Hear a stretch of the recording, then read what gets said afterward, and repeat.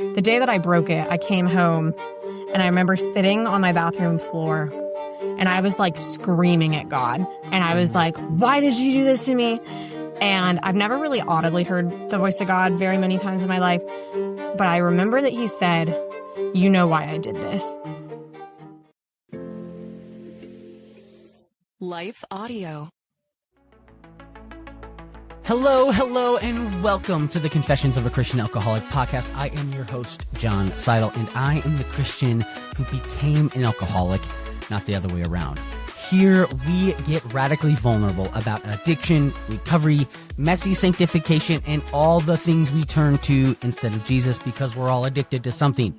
You'll hear raw, honest conversations from those who have struggled, those who help those who struggle, and why aiming for Jesus and getting sobriety thrown in is actually the best goal. So let's get right into this week's episode. One of the requests that I have gotten, which by the way, if you go to christianalcoholic.com and fill out the form, there's a contact me form, and send me a message. I read everything. I generally respond to everything. If I haven't, it's been either on accident or it's got lost in the shuffle, and I apologize for that, but I generally respond to everything. I love hearing from all of you. And so one thing that I've gotten over the last few months is requests to talk about addictions regarding food. And so I am excited for today's conversation because today I am talking with Ginter Johnson, and she is someone who struggled with an eating disorder, who struggled with compulsive exercise. And we're going to talk about that. And we're going to talk about what it looked like to battle that. We're going to talk about what it looked like for to submit that to the Lord, to still have mental health struggles, which she's going to be open about. And I think it'll be really beneficial. And so this is an opportunity I say that in, the Confessions of a Christian Alcoholic, you can take out alcoholic and put anything in there, right? And so we're going to put Amber's story in place of alcoholic. And I think it's an incredible conversation. I didn't have like all the details of Amber's story before we sat down together. And I think you'll really appreciate how those details surfaced. And it's a great interview. It really is a great interview. I'm not just saying that. If your addiction has not looked like alcohol, not looked like drugs, but has been about food, this is really going to benefit you. Before we get there, though, please, if you do have some time, go to christianalcoholic.com, purchase the book, and you can also be directed there to our new nonprofit, Veritas Recovery, veritasrecovery.org if you want to go directly there, but you can get there through christianalcoholic.com. Veritas Recovery is the nonprofit that we have now started in light of just so many of you reaching out since the book came out and wanting resources and a place to find community when it comes to gospel-centered recovery. And so that's what we did. And we're trusting the Lord. If you want to donate to help the ministry really get off the ground, we have a campaign up now to solidify kind of some foundational funding. And I would be honored. So you can go to christianalcoholic.com, or you can go directly to veritasrecovery.com, or veritasrecovery.org, VERITAS. And then finally, if you want to watch this interview with Amber or any of the podcast interviews, you can go to the veritasdaily.com. Amber is someone who has become a friend. We are part of a writing group, and so she's going to talk a little bit about her background, but she used to be a math teacher. Now she is a writer full-time and is working on putting out resources, especially related to mental health. And so we're going to talk about that. We're going to talk about Gen Z and what addiction looks like in Gen Z, of which she's kind of on the older side of Gen Z, but has great insight. And so I'm really excited. Enjoy this conversation with Ginter Johnson. Amber, thank you so much for joining the Confessions of a Christian Alcoholic podcast. It's been just a pleasure to get to know you over, I think, kind of like the last year. is like when we were introduced to each other through a writing group that we both just love and has been such a blessing. And so I'm excited to get to talk to you about your story. I think approaching addiction and recovery from a different perspective. One that I've actually been, people have emailed me and said, "Hey, can you talk more about this?" And I'm like, "Great." So thank you. Thank you for being here. Of course. Thank you for having me. I am very excited to share. And yeah, I've loved getting to know you over the past, gosh, it might be a year and a half now. And it's funny how fast time goes, Yeah. but it's been an honor and I love what you stand for. So super excited to be here. Well, thank you. And I think also you're going to be able to offer, I feel weird saying this now, but a younger perspective. Like I'm like, I was always the younger person, offering the younger perspective. And that's not derogatory towards you. It's now like, oh, there's other, like, I'm not the young hip person. Like I'm almost 40. Like this is crazy. You're still young, John. Still young. Thank you. But I think you have insights into a generation that I don't. So I'm excited about this. But before we get there, I did an intro before we hopped on here, but just tell everyone about yourself and what you do, where you live. Absolutely. Well, hi. If you don't know me, my name is Ginter Johnson. I was a high school English teacher for 5 years, but I'm now a full-time author. I love what I do. I get to speak and podcast and travel for a lot of events. And then I, host mental reset retreats. I'm a freelance writer, and then I'm in the process of traditionally publishing my first book. So really exciting, fun things, very different than teaching all day, but I'm very passionate about faith and mental health and specifically how that impacts Gen Z, or at least the 18 to 35-ish age range. And a lot of that stems from my own personal story, which I'm sure we'll get into, but just growing up, seeing some things and not receiving the help that I needed. And now being able to offer that to individuals around me that I know need that. And I think especially being a teacher, I taught high school, primarily sophomores, so like 15, 16 years old, and seeing the same issues in them really, kickstarted in my heart, like, okay, like this is serious. We need to offer some practical biblical help. And so, I love it. I am married to my college sweetheart, Ben, and we have a golden doodle named Oso, who I'm really praying doesn't bark during this podcast. And if he does, that's fine. I think that the faith and mental health aspect is so important, right? I mean, it's what I wrote my first book on, right? And that resonated with so many people. And I think what's interesting is I thought that's what I was going to be known for. And that's what I was going to speak on and everything, right? And did for a while. And what I didn't realize is that was part one of my story. And then there came a part two. And so much of the mental health aspect, helps understand the addiction part of it. I had gotten to a really good place with my mental health. I had thought I had gone through the hardest part of my life, and yet, the hardest part was waiting for me. And even though I knew that I had to be careful with my drinking, I wrote that in my first book on faith and mental health, it just crept in until it took over. So I think having your perspective and knowing that you're out there talking about that is good. You had kind of mentioned and alluded to your story. And so I would love to start there. Tell us about your story. Tell us what has led to you to this point talking about this. And then I think there's even some recovery aspects in there as well. So take it away. Tell us about your story. Of course. So I always try to summarize this. I feel like I'm 30 now. And so it's funny that you say you feel old. I'm over here like, oh gosh, like, oh no. So I will do my best to summarize. But I always say that my story really started honestly like at infancy. A word that I would use to describe my story would be resilience, because in the womb, everything was going okay, at least somewhat for my mom. but I was born prematurely by 3 months. And so I remember seeing pictures of needles sticking out of my head. I had like numerous blood transfusions because my lungs weren't developed and they really weren't sure if I was going to. How premature were you born? About 3 months. Okay. This is crazy. My younger brother was born 3 months premature. Wow. And so, so he was born in 93. So Okay. you were born in 96.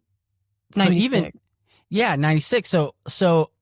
So especially like 93, even as compared to 96, they didn't have much hope.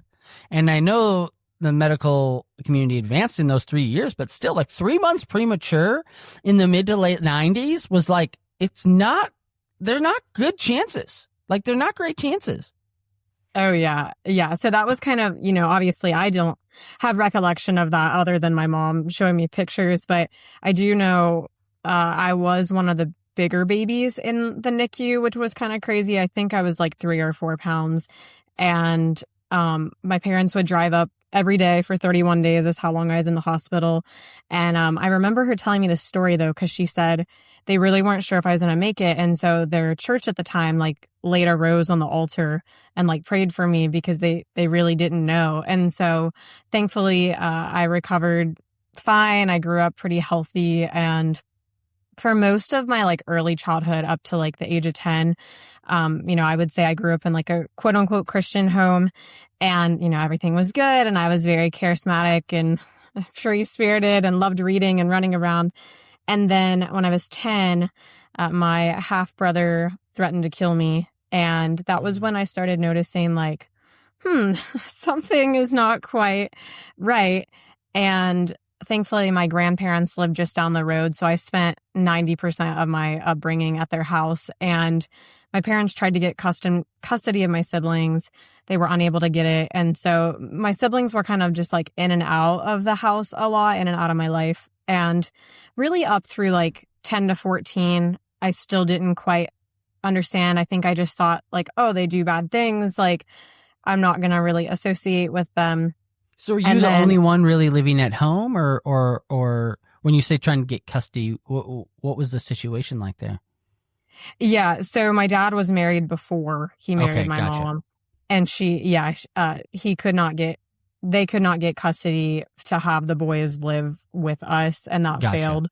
So, I give them, props for trying to do that. But it definitely caused a lot of like chaos in the house. And then things really got severe when I was 14. So my dad was placed on disability. He had 7 unsuccessful hernia surgeries.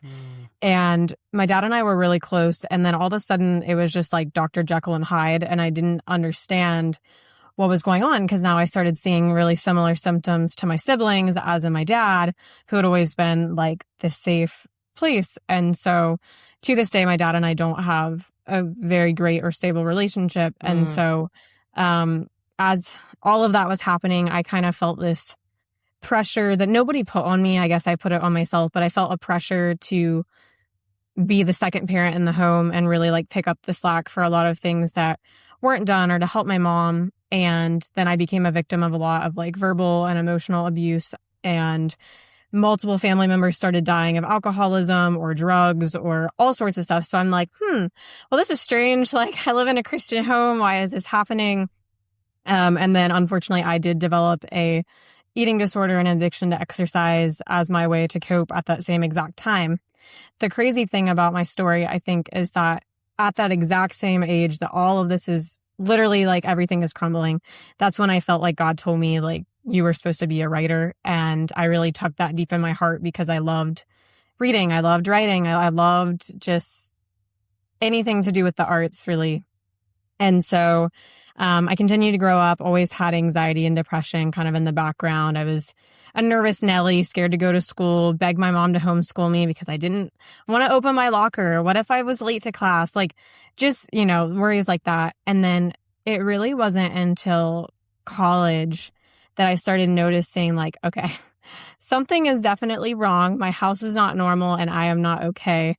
But really, like, when I got to college, God freed me of my eating disorder. He broke my foot. I always say, like, he 1,000% broke my foot. And that's what just like overnight, I felt like I was freed of the counting calories and the obsessive exercise and all of these things. Like it was just like, I prayed about it for years, for 7 years, and it wasn't gone. And then magically it was just like, it was gone. The crazy thing though, is that like with my struggles with anxiety and depression, it wasn't like that. And so I was still praying and reading my Bible and asking God to take it away. And I was like, okay, well, I must not be like praying hard enough. And people around me started saying like, well, are you praying? Are you reading your Bible? Are you trusting God? Like, do you have enough faith? And I'm like, man, I must be losing my mind. Like I've fallen off. I'm a horrible Christian. Something's wrong with me.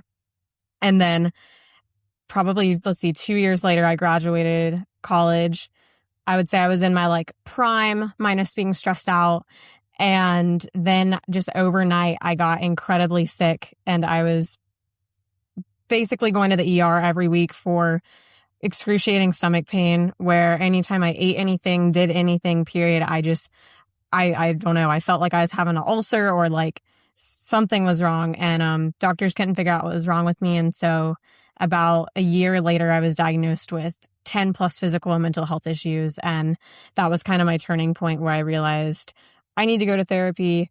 I need to talk to someone. I need medication. Like I've got to do something beyond just praying and reading my Bible, because this is not okay. And so, I think all this time it's been a thread of resilience, because even with navigating doctors and trying to find the right ones, I've had to advocate for myself. And so, it's definitely not what I thought I'd see myself doing today as an author. I didn't think I'd be writing about the things that I experienced for sure, but here I am. And I feel really empowered now to not let those struggles define me, because I've been able to overcome them. And even though I still struggle with anxiety and depression, and I feel like that's always going to be my struggle, even though I'm medicated and in therapy and all the things, it's like, that doesn't make me less of a Christian. It just makes me human.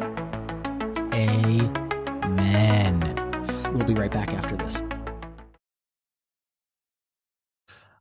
Okay, there's so much I want to unpack there. And so, but I want to go back to you had talked about developing the eating disorder, and I think that's one of the things that people have asked me to talk about more. Now, obviously, I don't have that in my background, so it's hard, and so that's one of the reasons.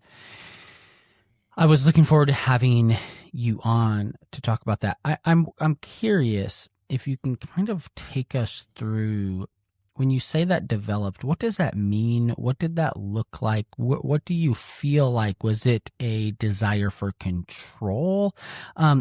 For those who either don't understand or those who are hoping to be seen, can you walk us through, when you say that developed, what that looks like? I believe that eating disorders can obviously look different for every person. So this is just my experience.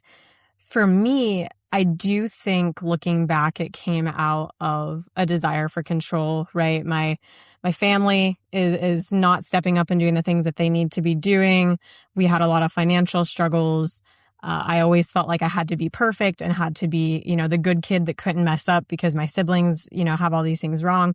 So I think that I had a lot of pressure on myself. And then I had a lot of like control, where it was just, well, like if I can control my food and my exercise, like maybe that'll stabilize something. I do think that it didn't, I think most people that struggle with the eating disorder, it doesn't just like randomly appear. It usually is triggered by something, usually stress, or a lot of people think, oh, it has to do with food or it has to do with exercise. Like, really, that's just like the actions of the symptoms. That's not really, like, eating disorders aren't just about food or exercise. Like, they usually are about control. Mine was really interesting because I was a huge animal advocate. So it actually started with just like a genuine concern for welfare, like animal welfare. And it was like, oh, like I can just be vegan for a little while. Or, PETA showed me these horrible videos and now I'm scarred and don't want to eat chicken. Like, so it started, I think, like that. And then really what did a number for me was my school health class showed the video or the movie Super Size Me. And I don't know, but that film, like, I really wish that they did not teach that film because it messed me up. Like, all I saw was this guy eating fast food and getting incredibly fat and super sick overnight. And so I really took that to an extreme and just was like, okay, I'm not going to eat any junk food, period.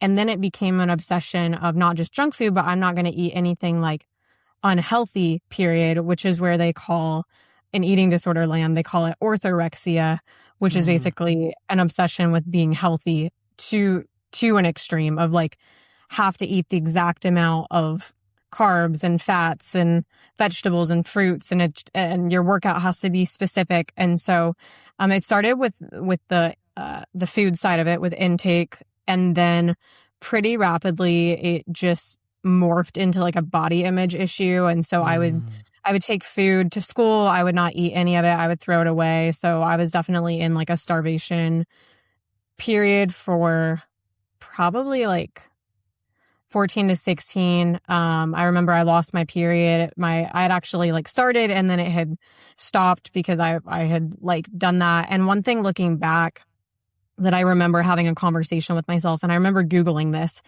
and it was, how do I prevent myself from growing up? That was what I Googled. And so it had said like, oh, well, like you can stop the maturation process by like not eating as much or not XYZ. Cause I was just petrified of growing up. And I think it was because everything around me was so chaotic.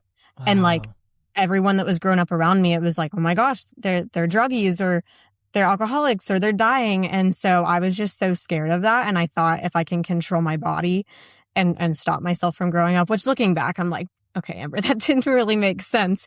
But yeah, that's what it looked like for me. And then as soon as the kind of like not eating a lot kicked in, then the obsessive exercise was pretty severe. And so definitely like outside looking in, you could tell something was wrong. I wasn't the traditional exerciser of like different types of exercise. Like I would just jog in place for like hours. So it like started at 1 hour and then it was like 2 hours. And then at the height, it got to like 3 hours. And so when you say jog in place, like you would just go to a corner in your room and just.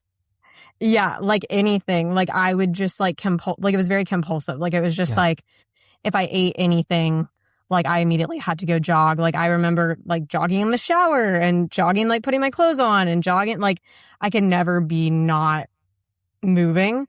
And then, you know, on top of that with the food, and then my behaviors obviously started like tanking. So I was really moody and I would lie and I would cheat, and like somebody would ask me something's wrong and I would lie to their face. And so it's just crazy how people talk about that eating disorders have their own persona.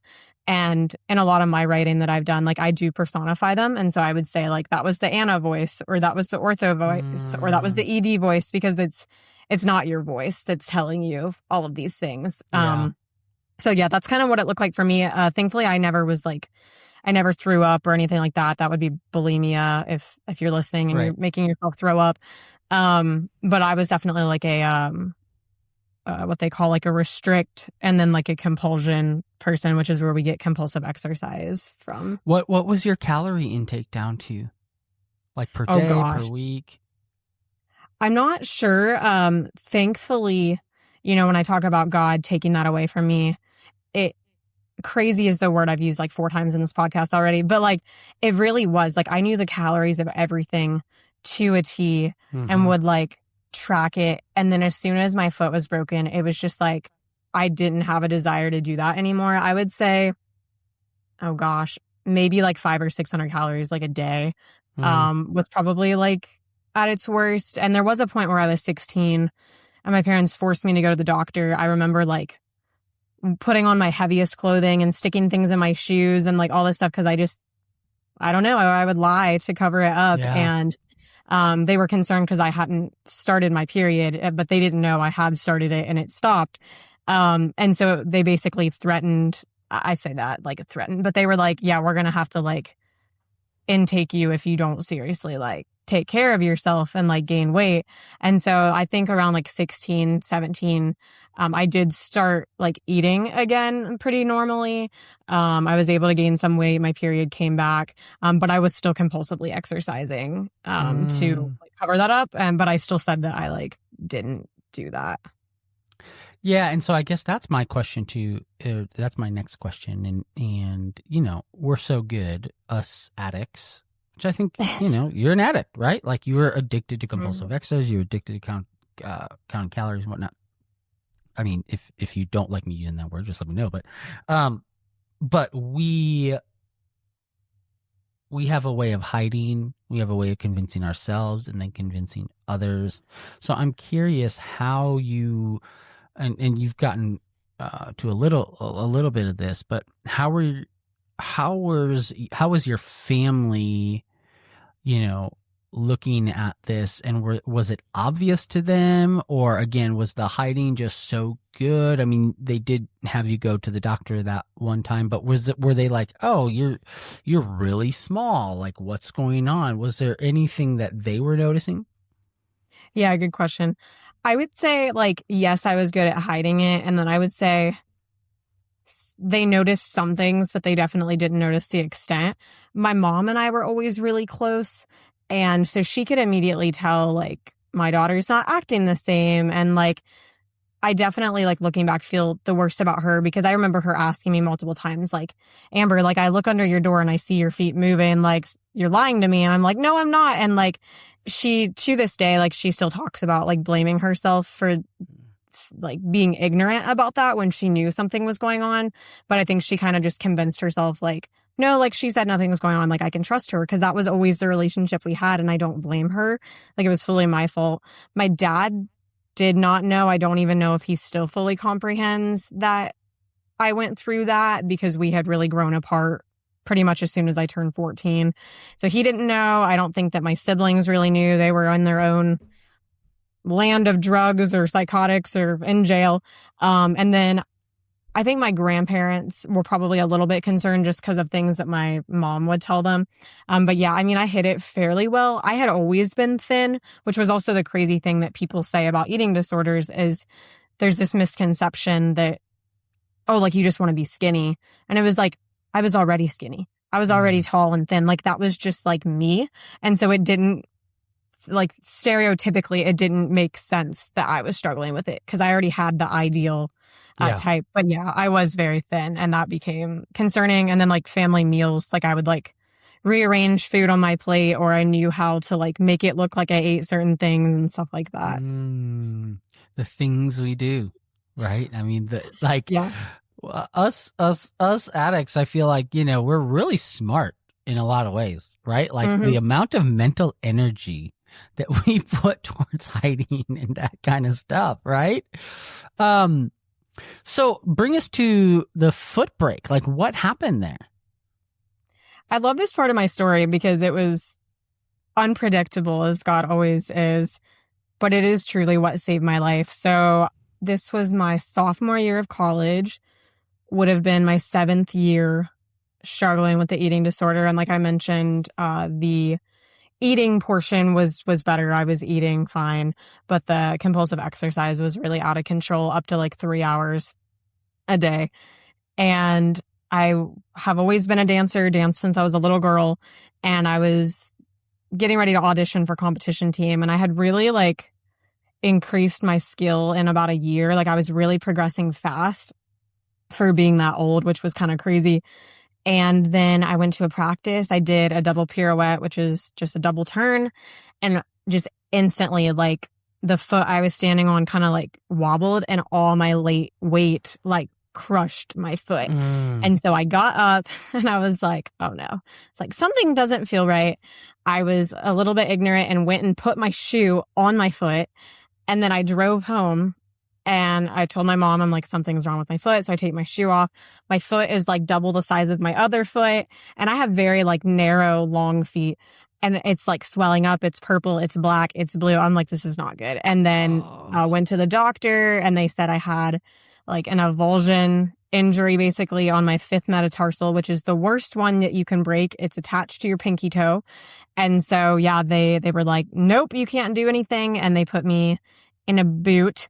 And then about a month later, went back, and I was good during that time. I did not use my foot, and it actually got worse. And they were like, no, this is like a serious break. So then they had to put a real cast actually on my foot, and I didn't get out of the cast till like April or May of that year. So it was a good like 6-7 months. But the day that I broke it, I came home, and I remember sitting on my bathroom floor. and I was like screaming at God. And I was like, why did you do this to me? And I've never really audibly heard the voice of God very many times in my life. But I remember that he said, you know why I did this. And I was like, why do you have to be right?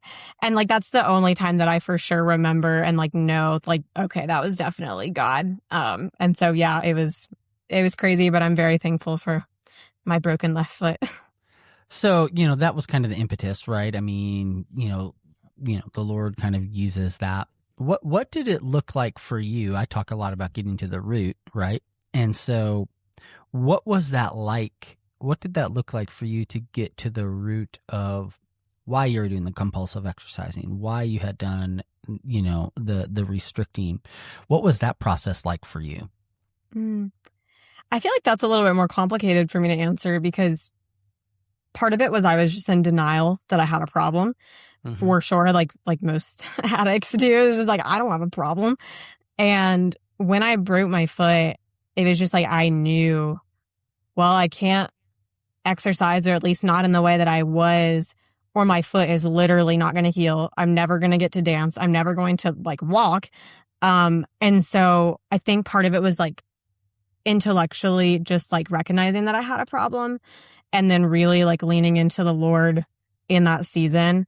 I started seeing other talents and gifts that like he had given me that I could pour into. So I really spent a lot of my time, like when I needed to cope, like doing other things. So I started learning to play piano, and I had always been a singer, and like I had always been a writer. So just like really investing other time in that. And then even just like learning what healthy food and exercise could look like or should look like. But I didn't go to like formal like recovery or anything like that. And it really wasn't until in my early 20s when I got really sick, then I started going to therapy, that I was able to start unpacking like why I did a lot of the things. Cause I think at that point I just kind of was like, oh, like it's not an issue now. Like I don't feel the urge to do things, move on. But looking back, I'm really thankful that therapy was able to like help me unpack why I was doing those things. And a lot of it has come down to the coping, and like that was my way to control something because everything was not okay and I didn't know what to do. I was 14. Like nobody should have to be the second parent of their home at that age. Right. What has it looked like to invite Jesus into that kind of that recovery process for you?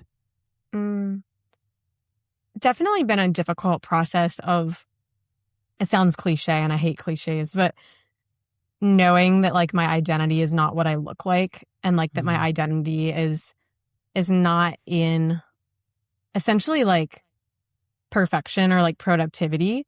And today, like I still struggle with an addiction to productivity. That's like my newest struggle of choice.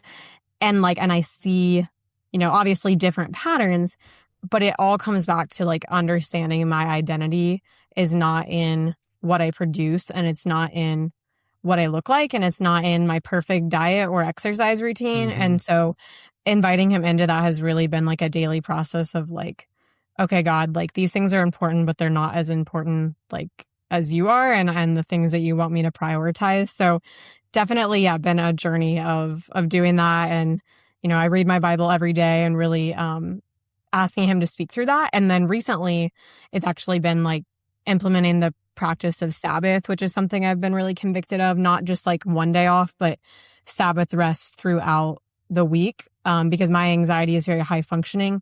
So when I'm on edge, I just want to go. And sometimes like Sabbath to me is just go sit for 5 minutes and don't do anything. And like just that is like a step of progress, even if it's 5 minutes. So you talked about, you kind of got to this point where you were really sick and the mental health diagnoses. Walk us through that. What have you come to learn? What are those diagnoses? And then what has healing looked like for you in those areas? We'll be right back after this. I think a lot of people see healing as a linear process. It's really not. I feel like it's like the roller coaster at Kings Island. I live in Ohio, so if you don't know Kings Island, just Google it. But it's just like a roller coaster, right? Like you have really awesome points and then you're back low and you're like, what the frick's happening? And then it goes back up. And so first of all, like redefining it as not a linear process. for me, it definitely did a number. I'll be like completely transparent. It did a really rough number on my brain when I was first diagnosed, because a lot of conversations with God, with my therapist, with my mom even, and my boyfriend at the time, like, I was just like, is God punishing me? Like, is this because like when I could eat food, I didn't. And now anytime I eat anything, I'm in excruciating pain. Like, I did this to myself. This is my fault. And that took me a long time to understand that, yes, like, we're going to face repercussions from our actions. And obviously having an eating disorder for 7 years will have some type of impact on my body. But our God is not a God who wants to punish me with lightning bolts for all the things that I've done wrong, right? Like, that eliminates who God is as a loving father and a forgiving father. So for me, I was diagnosed with IBS-C, and like a bunch of other basically like stomach and GI issues. And then mentally, I was diagnosed with high functioning generalized anxiety disorder, and then mild to like moderate / severe depression. And then just all sorts of things from vasovagal, which is where you pass out really easily, to, other conditions that impact like my ability of like salt intake and just all sorts of crazy things. And then I was diagnosed with endometriosis, which was suspected for about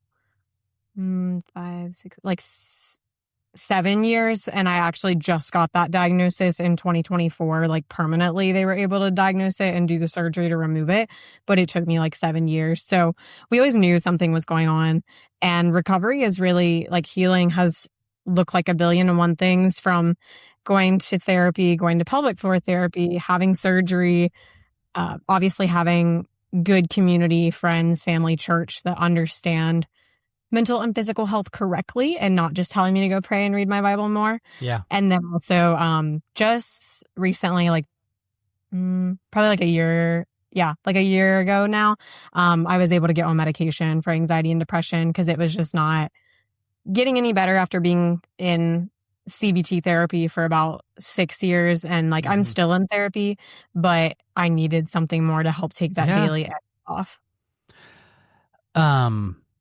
I think I'm a huge advocate of that. I still take medication. I tell people it's kind of like if my anxiety is normally at an 8 to a 10 without it, it brings it down to a 4. Doesn't get rid of it, but it allows me to then do the exercises, to do the things, to read the word, to get there. Or I compare it to glasses, right? Like everything's blurry, and then I put my glasses on and it's like, oh, I can see now, right? Has that healed my eyes? No.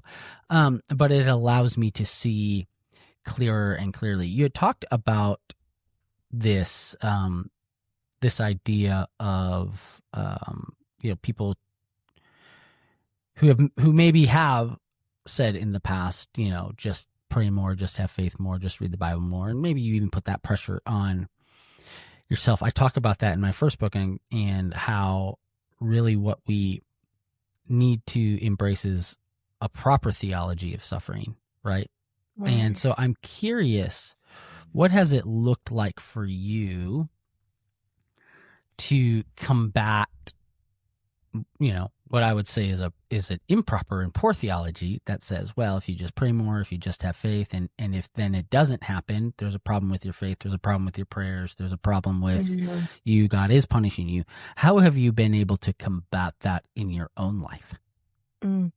I think the first thing, and I forget where I saw this first, so someone on the internet, thanks for your insight, but it was basically this thing about how we need to take God's word for what God's word is, not for what, like, I'm just going to say caveat, but like not for what like mom or dad or grandma or grandpa passes down and says that's God's word, because sometimes there's a lot of those things that get passed down as God's word or truth, and they're not. Like, they're just these nuances that people have believed. So I think there's that.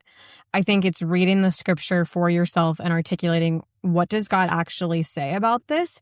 And what does his character say? Because, we're not going to find in the scriptures, here's what he exactly says to do about your depression and about your anxiety. And a lot of people will argue the anxiety Bible verses. I won't touch on that now, but they take those out of context. And so I think it's just knowing, okay, what is God's character in that? And when God does say things like cast all of your anxiety on him because he cares for you, like he's saying to cast that on him because he cares for you, not because he knew that you were never going to struggle with it, or because he's shooting lightning bolts because, wow, Amber, you should just have more faith and put it together. Yeah. And so I think that it's like out of that place of compassion. I think it's also recognizing the difference between clinical diagnoses versus everyday normal anxiety. Like, most children, when they first go to school for the very first time, are probably a little bit nervous and anxious. I feel like that's normal. But if you are worried hours a day, you can't sleep, you're having night terrors and sweats about going to school, like, okay, there might be something in your bed constantly, like that's what I did. Until I was, 8 or 9, right? Yeah. And you look back now and it's like, it's not that it's a very classic sign of anxiety. As a young kid. Yeah. And I think, this one sounds a little bit harsh, but like learning what people you can trust when they say things, and like learning who to engage with and who to not. So there are definitely people that I know don't feel that way. And like, I'm not going to talk to you about it. I'm not going to argue. If you try to argue with me, I'm just going to say, sorry, we see differently, move on. Like, and I think sometimes realizing like how to cut off those relationships in a sense from your life, or pruning them that you need to in a healthy way. And then also realizing who are the people that I can talk to about that, who do get it, who are scripturally sound. Because I want anybody listening to know that, like, I think John feels the same way, but like what we believe, what John and I believe, is still rooted in scripture, even if it does say something as controversial as like, having anxiety doesn't mean you lack faith, even if that's what you've been told before. Yeah. What do you say to the people who, you have, I tell people all the time that I still pray that my anxiety and OCD would be taken away completely, miraculously, whatnot.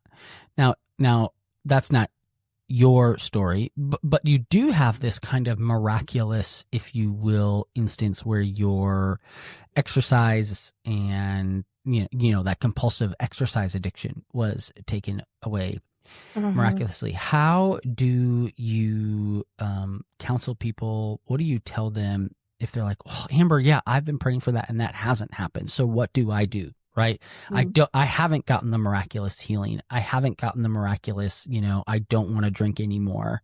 What do you say to those people?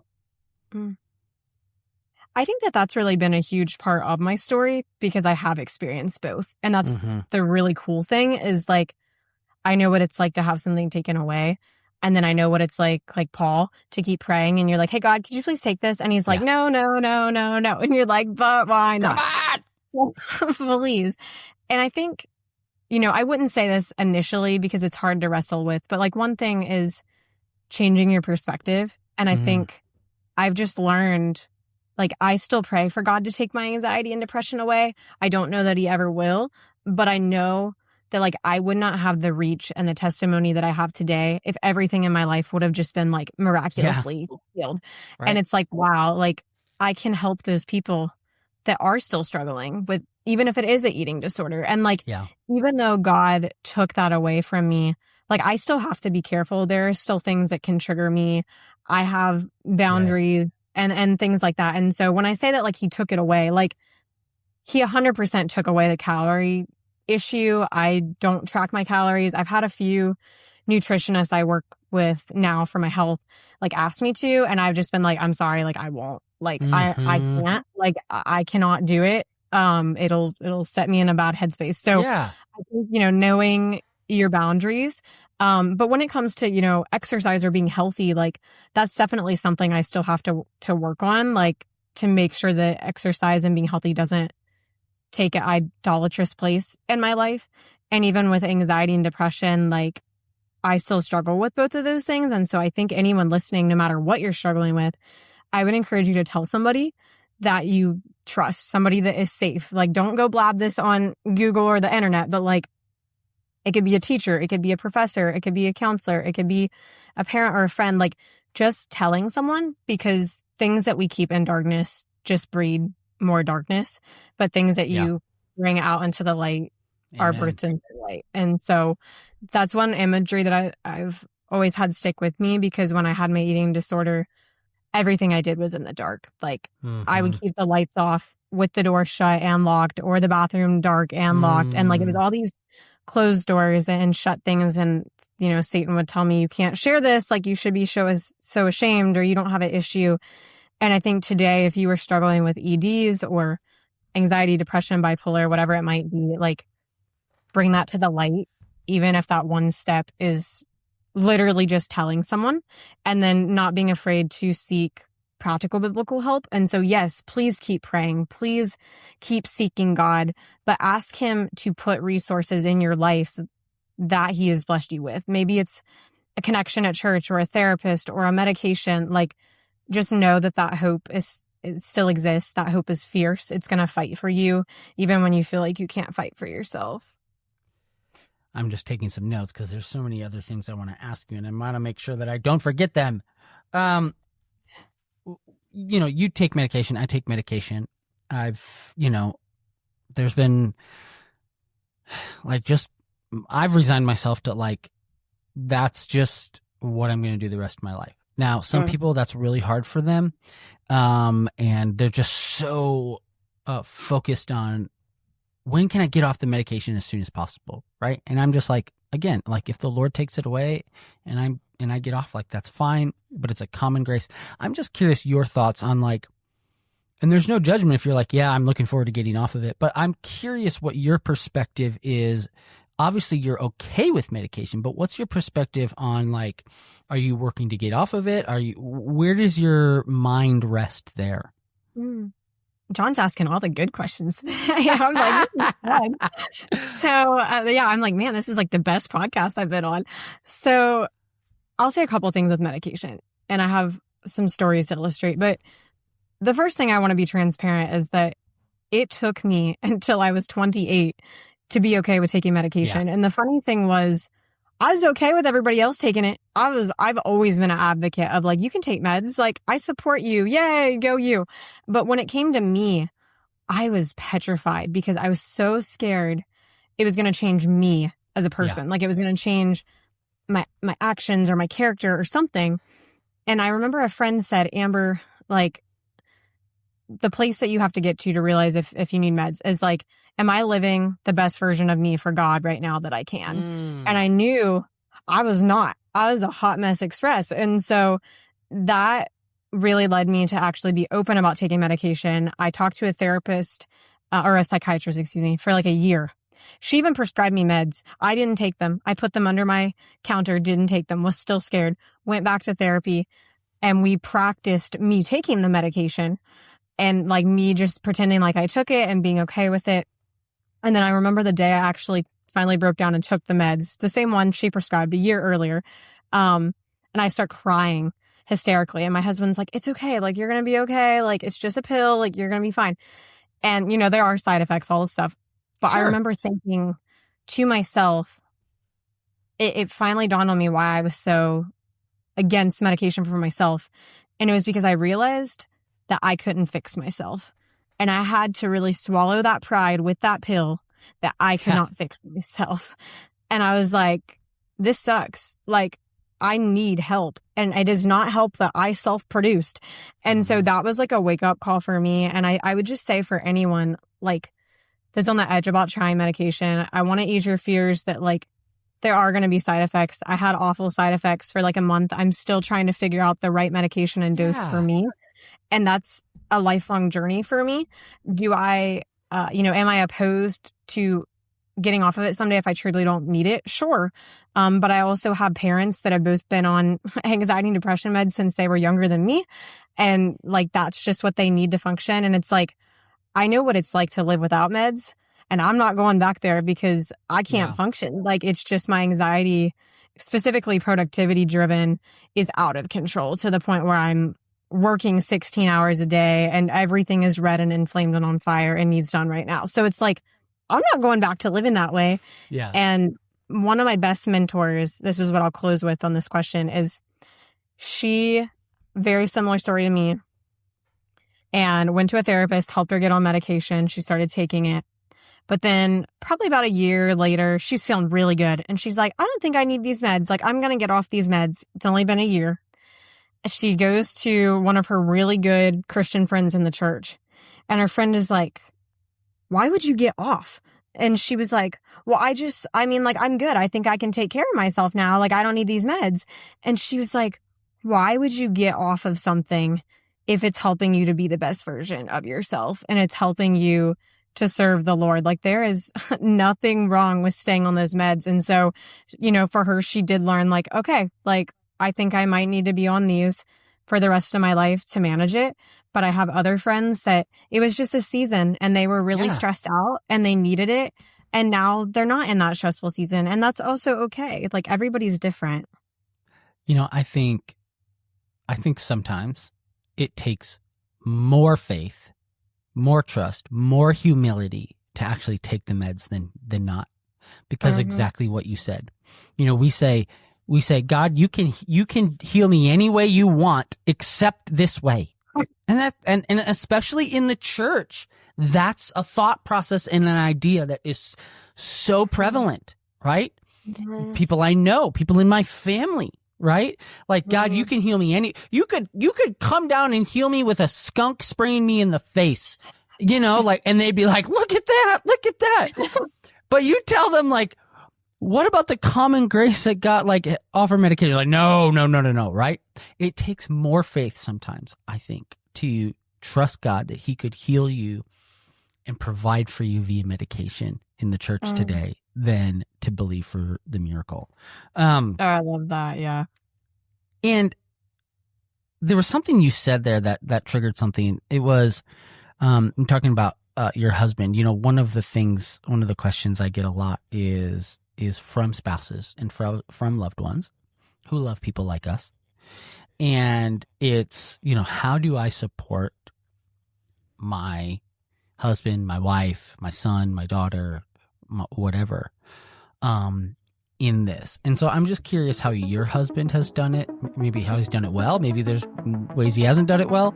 Not looking for you to throw Ben under the bus. But what do you say to spouses who, or loved ones who love people like us about what's the best way to support us? We'll be right back after this. The first thing I would definitely say is just like being there, like your physical presence, and not being on your phone. So being there, actually having that one-on-one eye contact, maybe hold their hand, arm around the shoulder, whatever is comfortable for you, whoever it is. And then I think one thing that I tell everyone really is listen to hear and understand. Don't listen to respond. And so sometimes people just want you to hear them and they just want to know that you care. And one question that my husband and I use, and we started this when we got married, is if we're going through something, conflict, discussion, whatever, we might say after they're done talking, do you want empathy or do you want my advice? And that can be really helpful because sometimes you want both. Sometimes you just want empathy. Sometimes I just want him to tell me he agrees with me, even if he doesn't. And so those two things for sure. And then I think being willing to help them pursue the resources that they need, like not making them do that by themselves. So if they say, I think I want to go to therapy, but I'm overwhelmed, like don't just say, oh, just go to psychology today and do this, this, and this. Like offer to do it with them. Like, hey, well, why don't we set aside 10 minutes tomorrow and like search that together, and like being willing to do that. And then for Ben and I specifically, we go to each other's therapy once in a while. If there's like a really pressing issue, we'll, he'll come to my session and I'll go to his, or I'll sit in on his psych appointment, or he'll sit on mine. And I think it can also be complicated depending if your spouse also has mental health conditions. My husband has OCD. And so it's been really fun having generalized anxiety disorder married to someone with OCD, because those and then you get people like me that are both in one, very different. Like he's also a procrastinator. So you get like me, high functioning, everything needs done yesterday. He's like, it can wait 3 weeks. So I think just having that empathetic view when you're having those discussions, being willing to help them, and obviously don't shame them for what they're feeling. Don't say things like you shouldn't feel that way, or that's not valid, or oh, my least favorite is like, well, somebody has it worse. Like, just be grateful. Oh, I like could dig a grave for that statement. So I think just, really expressing out of a place of empathy. And if you don't have the resources or know where to find them, help them find those resources and check with experts that you trust. You said something earlier that I wanted to circle back to. You had talked about there are certain safeguards that you put in, and you had talked about if you have someone who tells you to track your macros, you're like, sorry, you're not doing that. But I'm curious, what do your safeguards look regarding exercise? So for me, and this was something I started when God broke my foot, was I made a promise to the Lord, which I don't often, make promises to God, because I know those statements that say, let your yes be yes and your no be no. But for me, I did make a promise and dedication that like, I will not exercise more than an hour, like ever. So if I do a routine, and I still work out almost every day, maybe like 5 days a week, like it is an hour. Like I will not go over an hour.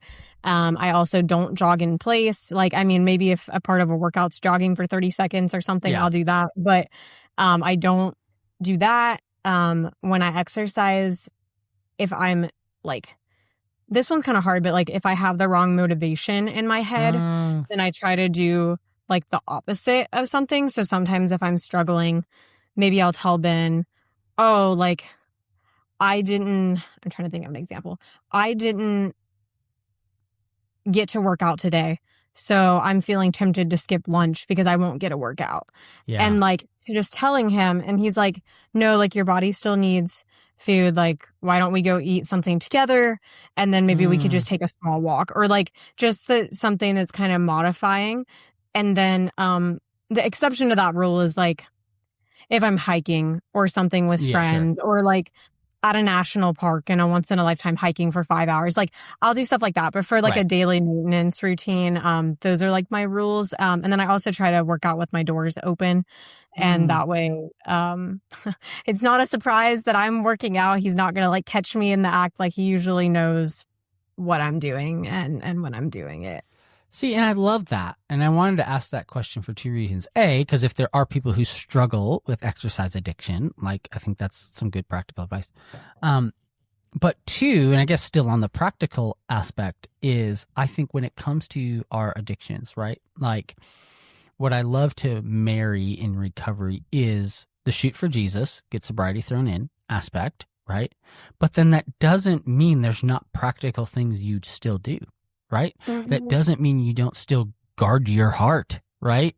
Right? If addictions are truly rooted in the heart, when we guard our heart, right, we're guarding it against going back there. And I love, you said this earlier, but like you said the idol of exercise. And it's so true, right? Addiction is just idolizing something over Jesus, right? You're idolizing your comfort, your looks, your control, your, escape from me, whatever it is, right? And so I just love those practical things. And so I would encourage whoever's listening to this that maybe even if your thing is not exercise, what are those practical steps that you can take? Because all the time I get questions. What do I do next? What do I do next? Right? And some of the what do you do next is come up with some of those practical things. And if they need to change, like fine, change them. But come up with some of those practical things that you can do to make war. With the rest of our time together, I want to ask you this. I think, there's been plenty of articles and stories and stuff done on the fact that Gen Z is not drinking as much, right? And on one hand, I celebrate that.